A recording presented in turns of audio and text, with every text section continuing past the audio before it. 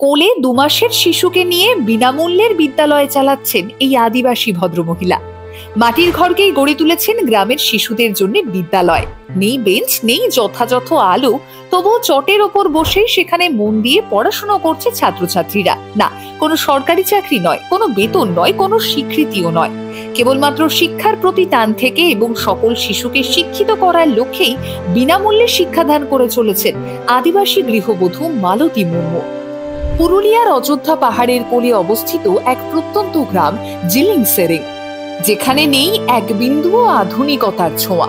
স্কুলের ঘণ্টা ধ্বনি অব্দি সেখানে নেই। সেখানে নিজের ঘরেই গড়ে তুলেছেন তিনি আস্ত একটা বিদ্যালয়। চলুন আজ বরং শুনে নি প্রত্যন্ত গ্রামে শিক্ষার আলো পৌঁছে দেওয়া এই বিদুষী মহিলার গল্প। আজ বরং জেনে নি সাধারণ গৃহবধূ থেকে গোটা গ্রামের দিদিমণি হয়ে ওঠার গল্পটা। তাহলে শুরু থেকে শুরু করি। তাই জানতে থাকো, জানাতে থাকো। ভদ্রমহিলার নাম মালতী মুর্মু। পুরুলিয়ার প্রত্যন্ত গ্রাম জিলিং সেরিং, সেখানেই এক আদিবাসী পরিবারে বিয়ে হয়েছে তার। আর 5 জন গৃহবধূর মতোই সংসার পালন করছিলেন তিনি। কিন্তু ওই যে যারা সুশিক্ষার অধিকারী হন, তারা শিক্ষাকে আটকে রাখেন না 4 দেওয়ালে।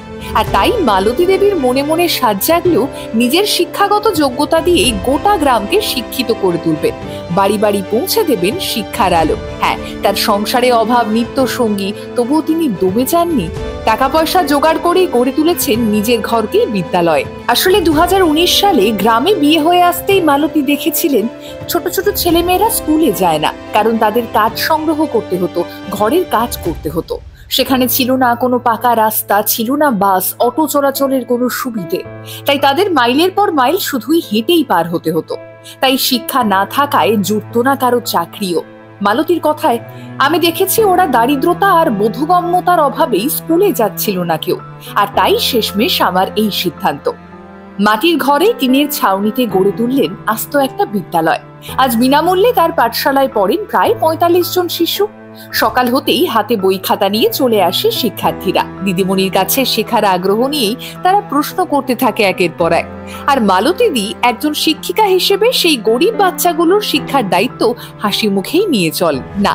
তিনি কোনো সরকারি চাকরি পাননি কিংবা বেতন পান না কোনো, শুধু গ্রামের বাচ্চাদের শিক্ষিত করার তাগিদেই লড়ে চলেন সমস্ত প্রতিকূলতার সাথে। তিনি আসলেই বুঝিয়ে দিয়েছেন, ইচ্ছে শক্তি, সাহসিকতা আর দায়িত্ববোধ থাকলে সবকিছুই করা সম্ভব। তিনি প্রমাণ করে দিয়েছেন পরিবর্তন আনতে আহামরি কিছু করতে হয় না, শুধু সৎ সাহস আর ইচ্ছে থাকতে হয়।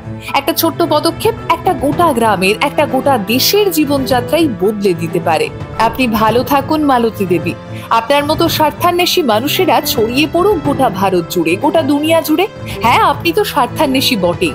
নিজের মতো, নিজের চেয়েও অনেকটা এগিয়ে গিয়ে ছোট ছোট ছেলে মেয়েদের শিক্ষিত হতে দেখার লোভ যে আপনার রয়েছে। আপনি এভাবেই এগিয়ে চলুন। দ্য বং আনটোল্ড স্যালুট জানায় আপনাকে।